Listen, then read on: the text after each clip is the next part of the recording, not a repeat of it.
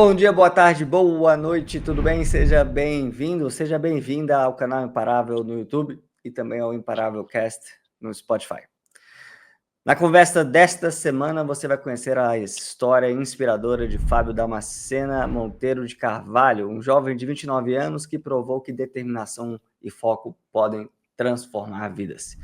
Filho de um pedreiro e da tia da creche, ele cresceu no Vale do Jequito.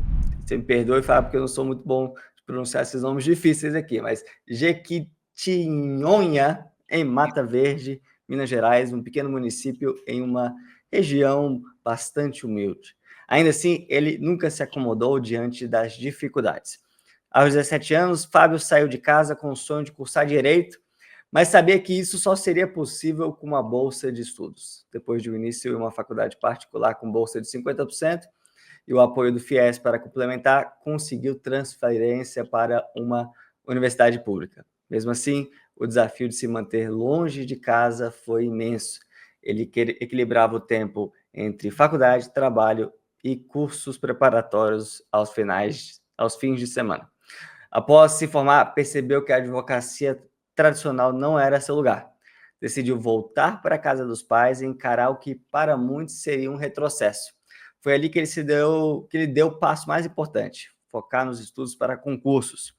No auge de sua determinação, chegou a estudar até no dia do velório de sua querida avó, motivado pela necessidade de mudar sua vida e da sua família. O esforço rendeu frutos. Fábio foi aprovado em diversas seleções, incluindo estágios e concursos muito concorridos.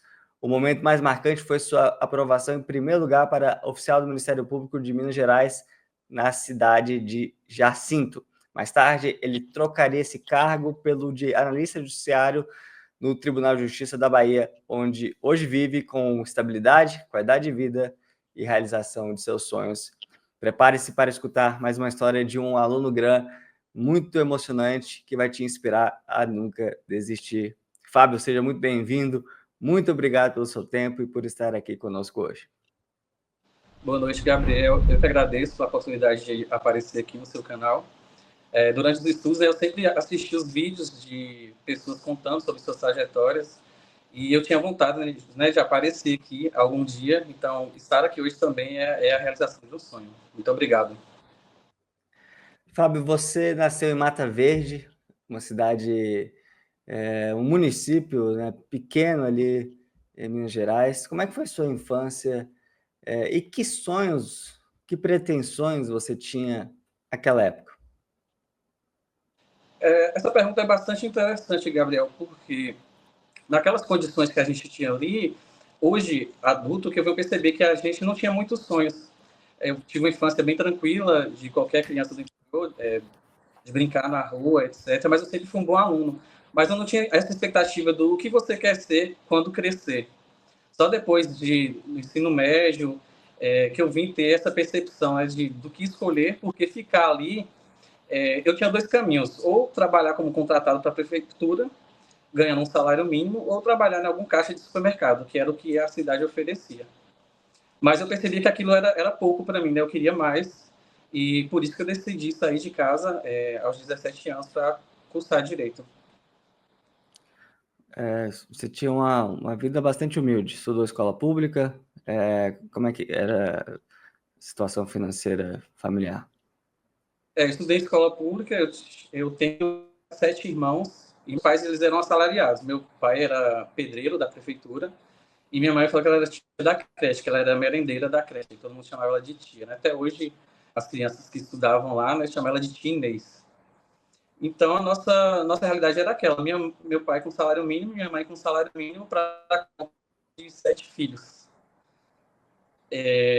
Nunca faltou nada dentro de casa. Meus pais sempre incentivaram a gente a estudar, etc., mas era dentro das nossas limitações ali. E você decidiu que você queria sair de casa já muito jovem, sair do município e ir para uma cidade maior. Isso. Eu terminei o ensino médio e na minha cidade não tinha faculdade, né? E como eu queria cursar Direito, eu precisaria sair de casa. Quando eu terminei o ensino médio com 16 anos, minha mãe não deixou eu sair de casa. Aí eu fiquei um ano trabalhando na contabilidade lá em Mata Verde. o que para ela já era muito, né? Só que aí eu falei que não. Quando eu completei 17 anos, um ano depois de eu me formar no ensino médio, eu decidi ir para a Vitória da Conquista. Aí, naquele momento ali, eu fui morar com a avó de uns amigos meus, porque minha mãe também não iria deixar eu morar com estranhos, se fosse para eu dividir apartamento, alguma coisa assim. Aí, como ela deixou eu morar com essa avó de meu amigo, aí eu saí de casa, fiquei um mês com ela, e depois que eu já estava em Vitória da Conquista, eu procurei uma república para eu poder morar. Aí que eu fui morar com mais três colegas, né? A gente dividiu o apartamento. Aí lá eu trabalhei na contabilidade também e fazia cursinho à noite. Depois disso, eu consegui uma bolsa, né, para cursar direito na faculdade particular, 50%, e os outros 50% eu financiei pelo FIES. Só que Por que direito? Então, meu irmão mais velho, ele é professor e ele também é assistente social. Então, eu sempre achei muito bonita a profissão dele de ajudar outras pessoas. Só que eu também tinha essa vontade de poder ajudar, mas eu também queria ter uma boa remuneração por essa contraprestação. Aí, no direito, eu pensei na defensoria pública. Então, eu ingressei no curso de direito com essa intenção de ser defensor público inicialmente. Então, o mundo dos concursos já era algo ali no seu radar desde jovem. Sim, sim. Eu ingressei no curso de direito Desde já. mais jovem, né? Porque você ainda é muito jovem. Obrigado. Eu ingressei no curso de direito já com a intenção já de prestar concurso público. E foi bem na faculdade? Você saiu bem? Você era bom aluno? Sim, sim. Agora tinha essa limitação de tempo, né? Como eu estava longe de casa, meus pais não tinham condição de bancar, eu precisava trabalhar. Aí quando eu me mudei, eu fiz 2 semestres numa faculdade particular, trabalhava durante o dia, estudava à noite. Aí eu consegui aprovação na universidade pública, saí da particular, porque eu tinha 50% fiéis, né? Aí eu fui para a universidade pública e fui trabalhar numa papelaria, no setor de recursos humanos de uma papelaria. Isso foi a diretora da minha escola de ensino médio que conseguiu esse trabalho para mim. Ela falou assim, tem uma papelaria, precisando de alguém para trabalhar, você está aí, você tem interesse? Aí eu fui, participei de uma seleção, fui aprovado. Aí eu fiquei nessa papelaria durante 2 anos e 7 meses. Lá eu trabalhava durante o dia, estudava à noite e fazia cursinho durante o final de semana. Esse cursinho que você fazia já era para concursos ou era curso para passar no vestibular da faculdade? Não, era curso preparatório para concurso. Lá naquela Ainda época, para o durante a INSS. faculdade você fazia cursinho? Isso. Eu fiz esse curso. Eu não fui aprovado, né, nesse concurso do INSS, fui classificado, mas não fiquei próximo de ser chamado. Só que esses estudos, naquele momento, eles foram fundamentais para eu ter aprovações lá na frente, em seleções de estágio, que eu troquei depois, né, o trabalho pelo estágio. E depois você se formou e foi advogar. Sim, sim. Deixa eu só complementar algo aqui em relação a esse período, né, essa transição da moradia, faculdade, trabalho, etc. Que eu morei, né, primeiro com três colegas nessa república e trabalhava nessa papelaria. Só que chegou um momento que eu sentia a necessidade de fazer um estágio. Como eu já estava na metade do curso de Direito, eu pedi para sair desse trabalho que eu estava e participei de uma seleção para fazer estágio no escritório de advocacia. Nesse escritório eu fiquei uns 5 ou 6 meses, eles me contrataram depois como seletista, só que eu fui chamado para fazer estágio no Ministério Público do Trabalho. Aí, como a bolsa do Ministério Público do Trabalho era equivalente ao salário que eu recebia no escritório e era só 4 horas por dia, eu saí desse escritório e fui trabalhar, fazer estágio no MPT. Aí que melhorou um pouco assim, em relação ao tempo, que aí eu fazia estágio de manhã, estudava à tarde e fazia faculdade à noite. E continuei estudando durante os finais de semana. Aí eu fiquei 1 ano no Ministério Público do Trabalho, aí eu fui convocado para fazer estágio no Ministério Público Federal. No Ministério Público Federal eu tinha sido aprovado em segundo lugar. Aí eu fiquei mais 1 ano no MPF. Quando eu estava no MPF, eu fui chamado também para fazer estágio no Ministério Público Estadual e na Defensoria Pública da União. Só que como eu já estava no MPF, eu optei por continuar no MPF. Então, esse estudo para o concurso do INSS, ele foi bom para servir de base para eu conseguir essas aprovações nesses estágios. E aí, indo para a formatura, você se formou em Direito, já tinha feito alguns estágios, já tinha alguma experiência, foi advogar. Isso. E se frustrou com a advocacia. Concluí o curso de Direito em julho de 2019. Aí eu fui advogar com mais 2 amigos, só que eu percebi que aquele ambiente não era para mim. Eu queria uma estabilidade, né? Eu queria um salário fixo no final do mês. E aquela rotina para mim de incerteza era muito ruim.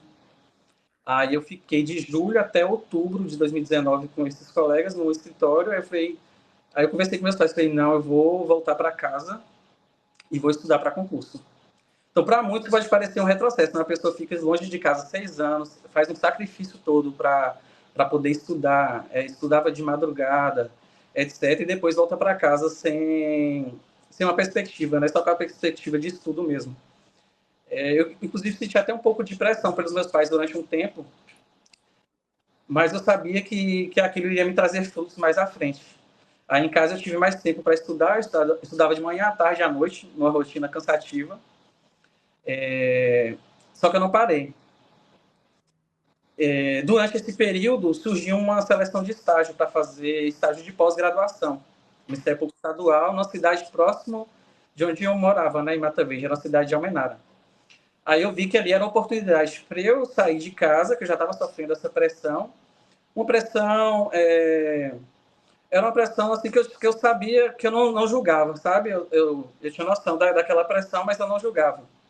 Eu sabia que meus pais queriam somente o melhor para mim. Só que eu falei assim, não, eu vou fazer um estágio de pós e que pelo menos eu vou ter uma remuneração e vou continuar estudando. Aí eu foquei para estudar, para fazer essa seleção de estágio de pós. Eu baixei o edital dessa seleção, estudava todos os dias, finais de semana. Foi nessa época que eu estudei até no dia do velório da minha avó, porque estava muito próximo e eu queria muito ser aprovado. Aí quando saiu o resultado, estava lá, eu fiquei em primeiro lugar.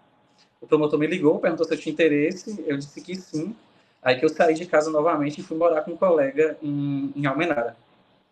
Aí depois eu vou contar, que eu costumo dizer que a vida é um eterno ligar os pontos, né? E essa seleção de estágio foi fundamental para eu poder conseguir outras coisas lá na frente e poder financiar inscrição de concurso, viagem, etc. E aí você seguiu já com uma remuneração, já com um pouco mais de tranquilidade, fazer concursos. Fez muitos concursos, reprovou, passou em todos, como é que foi? Não, eu reprovei em vários. Esses dias eu entrei, inclusive, no site do Olho na Vaga, né, onde a gente joga o gabarito depois que faz a prova, e eu vi que já tinha 18 provas cadastradas ali. Então eu devo ter feito mais de 20, eu acho, concursos. Mas é isso. E quando eu me mudei para Almenara para fazer estágio de pós no Ministério Público Estadual, eu continuei estudando, né, pela manhã, fazia estágio à tarde e estudava à noite. Aí, uns 6 ou 7 meses depois, eu fui convocado para ser analista na Defensoria Pública da Bahia, na cidade de Bom Jesus da Lapa, que eu tinha feito uma seleção, né, aqui fala de REDA, né, que é Regime Especial de Direito Administrativo, que é tipo um contrato administrativo que a gente faz, que não tem concurso na Defensoria daqui, da Bahia. Eu tinha ficado em segundo lugar nessa seleção, eles me convocaram. De uma seleção de 2019, eles me convocaram depois. Aí eu fui sair desse estágio de pós, fui ser analista da Defensoria da Bahia.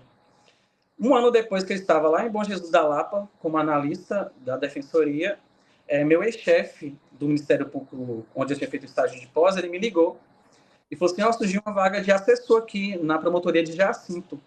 Você tem interesse em assumir a vaga?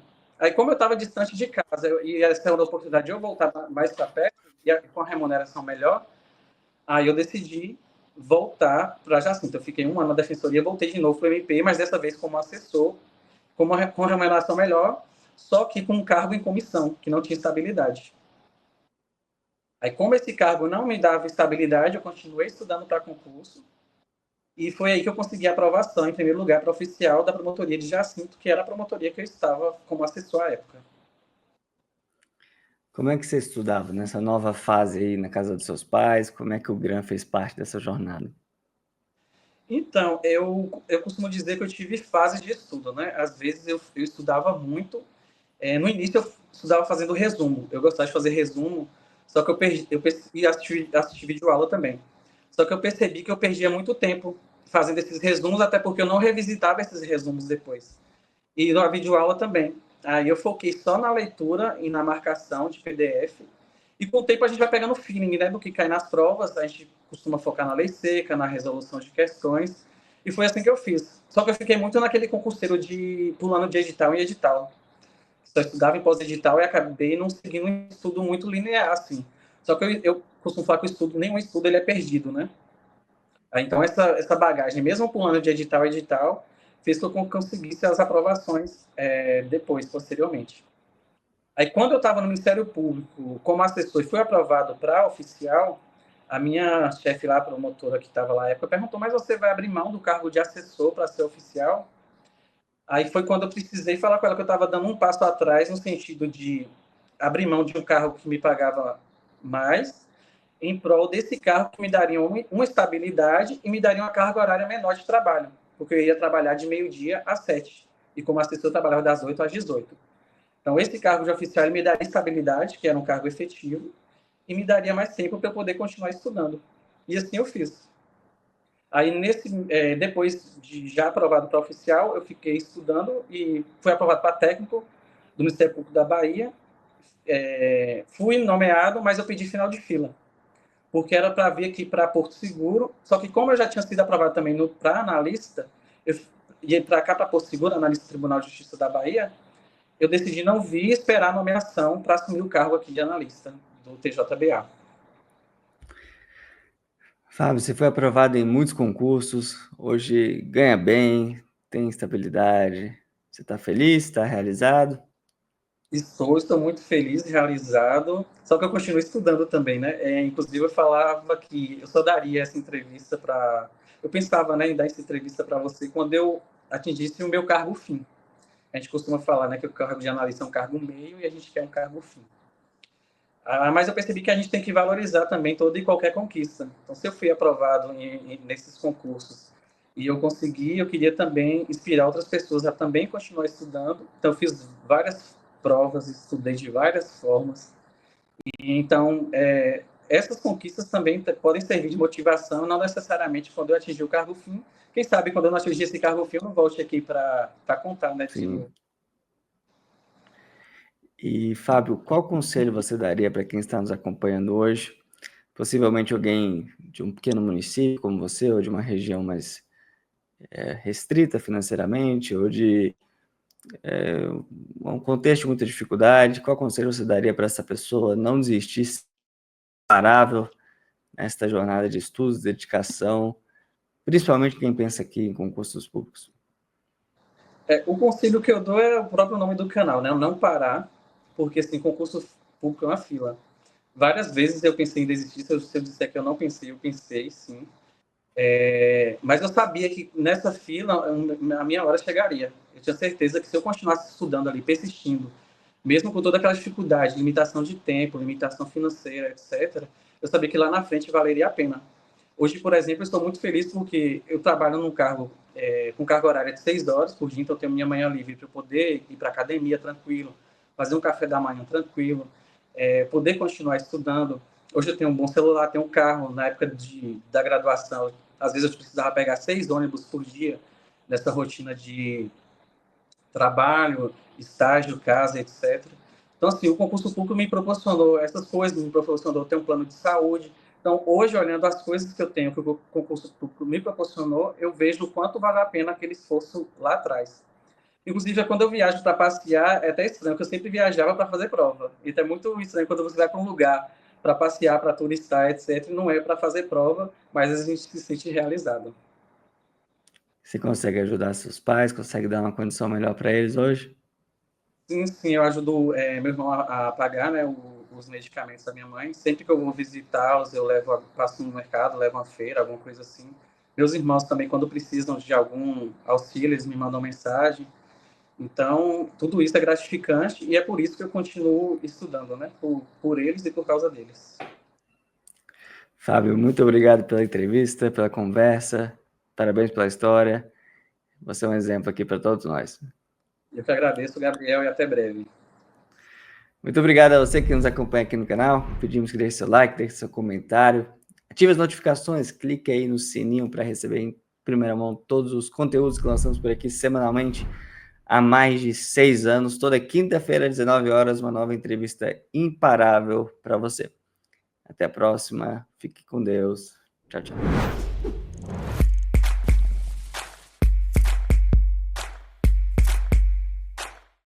Você quer assistir a conversas como esta, inspiradoras, de imparáveis que conquistaram seus sonhos e passaram por desafios muito grandes? Então inscreva-se no canal Imparável, acompanhe centenas de entrevistas como esta e também assista aos novos depoimentos, às novas conversas toda quinta-feira às 19 horas aqui no canal.